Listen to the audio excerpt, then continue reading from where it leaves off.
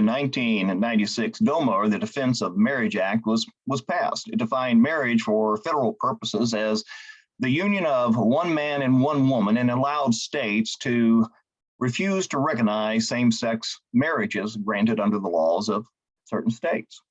Due to a Supreme Court Obergefell decision, we know that this no longer applies. I want to once again defend heterosexual marriage and the union which is in and only supposed to be in a biblical marriage as the biblical standard, and not bigoted as so many people say today, but rather looking at it from a substantial and holistic point of view. Heterosexual marriage needs defending. That's because it has been adulterated by those who practice it. It also needs defending by those who imitate it through same-sex marriage, and heterosexual marriage needs to be defended by those who don't practice it but have partners and live together.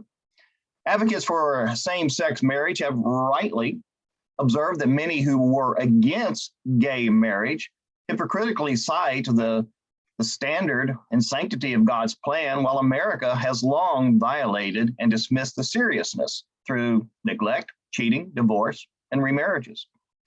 There is a 50% divorce rate and unfaithfulness by spouses, where 15% of women and 25% of married men have had actual extramarital affairs.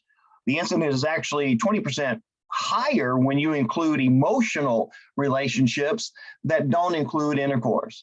Maybe we need a reminder of God's plan from the beginning that continues for today. Here are 6 reasons why heterosexual marriage and the union between should only be involved between a man and a woman who are married. 1, creation, Genesis 1 and 2. God instituted marriage. He is the inventor. Inventors know more about their creation than anyone. They know about its protection, its function, and purpose. Marriage is between a man and a woman as our bodies naturally declare in creation. 2, procreation, Genesis 1:28.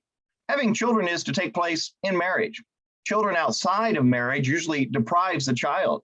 Statistically, we understand that most incarcerated men came from single parent families. Regardless of how good a mother, the absence of a father can have a dire impact psychologically and emotionally on a young man and his development. Couples can be married without having children. We see that with Abraham and Isaac and Elizabeth and Zechariah, and they can still be pleasing to God, although they might not be so pleasing to the supposed grandparents. Unification, Genesis 2:18-25. One flesh is more than just a physical union. The way God designed Eve from Adam in the beginning, and how our flesh and our emotions are actually intertwined, shows the emptiness of modern day hookups, friends with benefits, and affairs. Such emotional and physical impurities will leave at least one person brokenhearted, if not both, unless both are already so broken that they can't even feel. 4, recreation, the Song of Solomon. This poem celebrates the joy of sex, to borrow a popular book title, without being vulgar as seen and heard in so much of our sexually saturated society. 5, protection, 1 Corinthians chapter 7, verses 1-5. If God designed us as sexual beings, and he did, and gave marriage for its fulfillment, then a good intimate relationship between the husband and the wife helped protect both from defaming marriage, hurting their partner, sinning against God, and giving unbelievers an opportunity to blaspheme.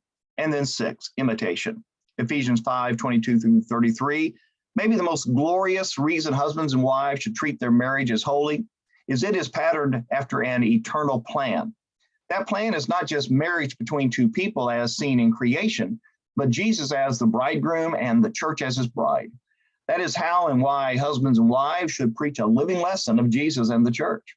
All of the above is God's plan from the beginning. When humans fail to protect the sacredness of marriage, the devil tempts mankind to demean it through abuse and neglect and mock it with imitation, even if they are sincerely deluded by Satan themselves. Defend your marriage by remembering it is God's plan and God's marriage. This has been a Pew Moments with Perry Hall. If this has been a blessing, please like, please share, and thank you for participating with me today.